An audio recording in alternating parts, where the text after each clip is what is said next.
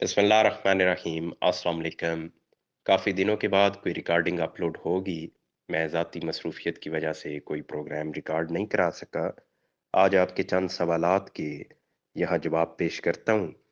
एक खातून का ये सवाल है कि डाइवोर्स उन्हें हो चुकी है और वो कहती हैं कि मेरे 2 बच्चे हैं, तो क्या इन बच्चों को अपने बाप की जायदाद में से हिस्सा मिलेगा? तो जनाब बिल्कुल मिलेगा, लेकिन ये तब मिलेगा जब उनके बाप का वजूद ना रहे, यानी वो जब तक हयात हैं तब तक तो हिस्से का कोई ताल्लुक वास्ता नहीं बनता, क्योंकि ज़िंदा शख्स की वरासत तो होती नहीं है। जब कोई शख्स फ़ौत होता है तो उसके बाद ही उसकी जायदाद उसके वारसों को मिलती है। इसलिए जब तक इन बच्चों का वालिद हयात है, तब तक तो वरासत का या हिस्से का कोई ताल्लुक वास्ता नहीं है। अलबत्ता इसमें एक बात ज़रूर है कि जहाँ तक खर्चे का ताल्लुक है, तो वो क्योंकि बाप की ज़िम्मेदारी होती है, तो खर्चे की हद तक अगर आप क्लेम करना चाहते हैं या अगर आपने ऑलरेडी क्लेम किया हुआ है, तो बच्चों को जो मंथली एक्सपेंस है, वो तो अदालत भी लेके देगी, वो तो कानून भी उनको दिलवाता है।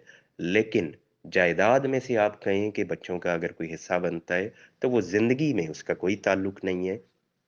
वो इनके बाप की ज़िंदगी के बाद इनका हिस्सा बनते हैं, उस वक़्त बिल्कुल इनको मिलेगा। अगर दीगर किसी शादी में बच्चे मौजूद हैं, तो उनको भी मिलेगा और इनको भी हिस्सा मिलेगा। आगे जनाब एक भाई ये पूछते हैं कि बाप ने जायदाद हिबा की, अब बाप वो जायदाद वापस हासिल करना चाह रहा है, तो क्या वालिद मुझसे वो जायदाद ले सकता है? तो इसमें अहम बात ये है कि हिबा की हुई जायदाद वो वापस होती है, लेकिन ये एक एक्सेप्शनल सा मामला है। आम हालात में जब आप गिफ्ट कर देते हैं, तो गिफ्ट वापस नहीं ले सकते। वापसी एक अलग चीज़ है, उसे रेवोकेशन कहते हैं। और गिफ्ट को कैंसल करवाना कि एक बंदा कहे कि मैंने तो गिफ्ट किया ही नहीं है, ये किधर से इंतकाल लिए फिरता है, ये तो 2 नंबरी हुई है, तो लिहाज़ा इस इंतकाल को कैंसल किया जाए। तो गिफ्ट को कैंसल कराना और बात है, रेवोकेशन गिफ्ट को वापस लेना एक अलग बात है। तो वापसी आसानी से मुमकिन नहीं होती। जहाँ तक कैंसल कराने की बात है, तो तब भी आपको अदालत में बताना पड़ता है कि मेरे साथ कोई फ्रॉड हुआ है। अब अगर बाप ने बेटे को प्रॉपर्टी दी है और बेटे की सपोज़ उस वक़्त उम्र ही कम थी, 15 साल थी, 10 साल थी, जब जायदाद गिफ्ट की, तो फिर फ्रॉड का भी लेना-देना ख़त्म हो गया, क्योंकि एक छोटा-सा बच्चा कैसे फ्रॉड कर सकता है। और इसी तरीके से ये उस वक़्त प्रॉब्लम ज़्यादा बन सकती है जब जो बेटा है उसकी उम्र ज़्यादा थी, वो 35-40 साल का है और बाप जो है वो 80-85 साल का है। तो उस सूरत में प्रॉब्लम बनती है, अगर कोई बंदा ये कहे कि इसने मेरे साथ फ्रॉड किया है यानी बाप के, तो फिर अदालतें इसको इस नज़र से ज़रूर देखती हैं कि जनाब बाप बूढ़ा था जबकि बेटा है वो बिल्कुल जवान था, तो मुमकिन है उसने कोई ऐसा काम किया हो। तो इसलिए आपका भी ये देखा जाएगा कि जब गिफ्ट हुआ, बाप की एज क्या थी और बेटे की एज क्या थी। बाकी फैक्टर्स भी देखे जाएँगे। ऐज तो एक ज़रा मोटी-मोटी बात है ना, जो मैंने आपके सामने बयान की। आगे जनाब एक ये पूछ रहे हैं भाई साहब कि हमने पैसे लेने हैं किसी से यानी उधार लेना है और बदले में वो शख्स ये कह रहा है कि आप अपना मकान मेरे नाम पे करवाएँ।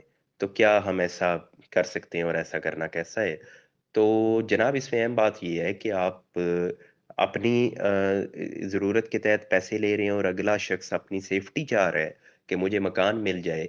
लेकिन अगर आप मलकियत उसके नाम पे ट्रांसफ़र कर देते हैं, तो इसमें आपके लिए बड़ा रिस्क मौजूद होगा। रिस्क इस तरह से मौजूद होगा कि कल को सपोज़ 1 करोड़ की प्रॉपर्टी है, आपने 50 लाख कर्ज़ा लिया, मकान तो आपने 1 करोड़ का उस शख्स को दे दिया। कल को वो शख्स अपनी बात पे कायम नहीं रहता और ये प्रॉपर्टी आपको वापस नहीं लौटाता, तो फिर आपके लिए मसाइल तो बन गए। आपको फिर अदालत का रुख करना पड़ेगा, लंबी-चौड़ी लिटिगेशन, उससे गुज़रना पड़ेगा और साबित करना पड़ेगा कि ये प्रॉपर्टी तो आपने एक आर्ज़ी तौर पे मुंतकिल की थी। तो इसलिए ये मलकियत को ट्रांसफ़र करना ये शायद इतना अच्छा इक़दाम ना हो। पहले-पहल क्या होता था कि जो रहन का कॉन्सेप्ट है मॉर्गेज का, उसमें ये है कि आप प्रॉपर्टी देते थे, मलकियत ट्रांसफ़र नहीं होती थी। अगले बंदे के पास ये एक तरह से गिरवी प्रॉपर्टी आपकी चली जाती थी और बदले में आपको पैसे मिल जाते थे। अब कानून में देखा जाए तो अभी भी लॉ तो वहीं एग्ज़िस्ट करता है, लेकिन प्रैक्टिकली अब कभी ऐसा देखा नहीं है। कम से कम मैंने तो नहीं देखा कि ये मॉर्गेज का अमल हुआ हो। बैंकों की हद तक ये ज़रूर हो रहा है कि लोग बैंकों के पास अपनी प्रॉपर्टी रखते हैं और बैंक से कर्ज़ा लेते हैं। लेकिन प्राइवेट पर्सन्स के दरमियान अगर ये ऐसा हो रहा है, तो मेरे सामने नहीं हुआ। ऐन मुमकिन है कि कानून में बिल्कुल ये उसी तरह से मौजूद हो और प्रैक्टिकली भी बिल्कुल उसी तरह से हो रहा हो। उसमें ये है कि आप अपनी प्रॉपर्टी मॉर्गेज करेंगे, वो इसके मालिक नहीं बनेंगे, वो इसको आगे फ़रोख्त नहीं कर सकेंगे। लेकिन जब तक आप उनको अमाउंट रिटर्न नहीं करेंगे, तब तक आप भी इस प्रॉपर्टी को सेल नहीं कर सकेंगे और आप भी इसके प्रॉपर मालिक तस्वुर नहीं होंगे जब तक आप अमाउंट क्लियर नहीं कर देते। तो अगर तो कोई ऐसी सेटलमेंट होती है फिर तो ये आपके लिए बेहतर हो गया। लेकिन अगर आप मलकियत ट्रांसफ़र कर दें, तो फिर आपके लिए कल को मसाइल बन सकते हैं।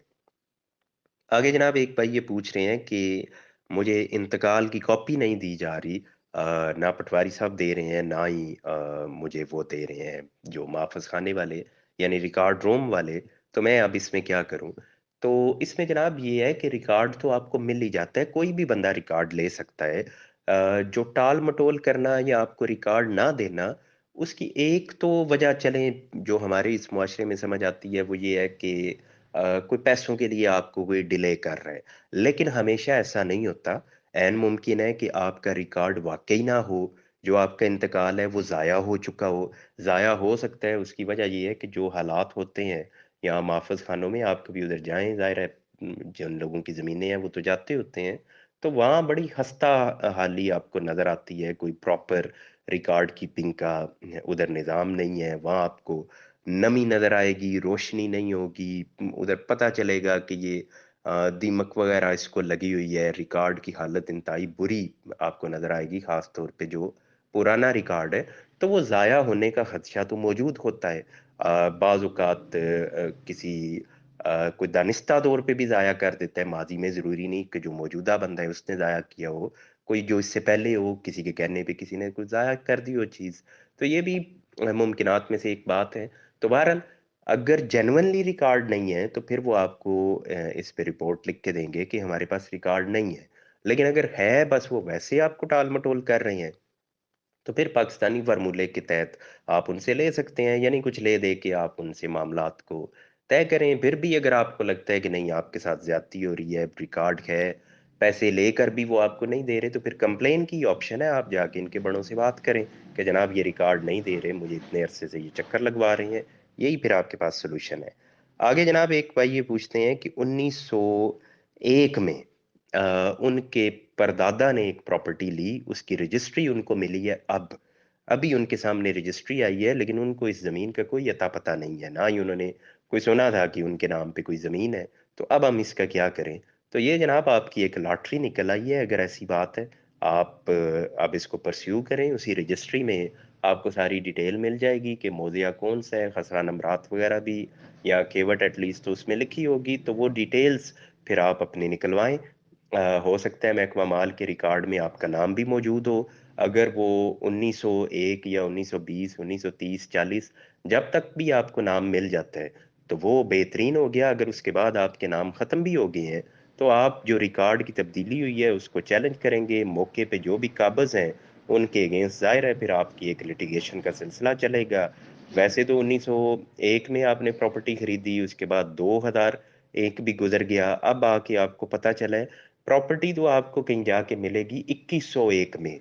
हुँ, यानी अब इसको हासिल करने में जो पता लगने में आपको 120 साल लगे हैं, अब इसको हासिल करने में भी इतने साल तो आपके लगेंगे ही।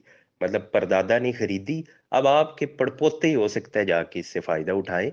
उसकी वजह ये है कि अब बड़ी-सी प्रॉपर्टी आप बता रहे हो, उसपे पता नहीं कितने लोग काबज़ हो चुके होंगे, कितने हाथों में वो बिक चुकी होगी।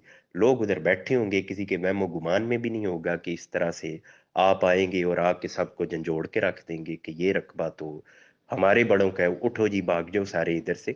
तो इसलिए वो आसानी से तो ख़ैर मिलने वाला नहीं है। लेकिन फिर भी आपकी एक लॉटरी है, आप जनाब इसको परस्यू करें। सबसे पहले आप अपना रिकॉर्ड हासिल करें। रिकॉर्ड आपके सामने जब आएगा, तो उससे फिर बातें वाज़ेह होंगी कि ये प्रॉपर्टी एग्ज़ैक्ट किधर है। अगर तो ये कोई काश्त वाला रकबा है, फिर तो थोड़ा-सा कह लें कि आप सिंपल हो जाएगा। लेकिन अगर ये अर्बन एरिया बन चुका है, इस पे शहर तामीर हो चुका है, तो फिर तो इसको फ़िगर आउट करना कि एग्ज़ैक्ट ये रकबा कौन-सा बनता है, वही एक काफ़ी प्रॉब्लमैटिक हो जाता है, क्योंकि शहर के अंदर रकबे का तयन करना। तो एनीवेज़ आपका ज़ाहिर है कि कम अज़ कम भी ये हो, क्योंकि ये 500 कनाल के करीब ये ज़मीन बता रहे हैं भाई, तो 500 कनाल है, सो इट्स मीन कि ये कम से कम भी तो कई करोड़ की होगी। तो इसके लिए मेहनत करना, भाग-दौड़ करना वो बनता भी है, इसके लिए खर्चा करना वो वर्थ करता है। तो आप बिल्कुल इसको लेके चलें। तो ये जनाब चंद सवालात थे जो यहाँ शेयर किए, बाकी इंशाल्लाह फर्दर रिकॉर्डिंग अपलोड होंगी।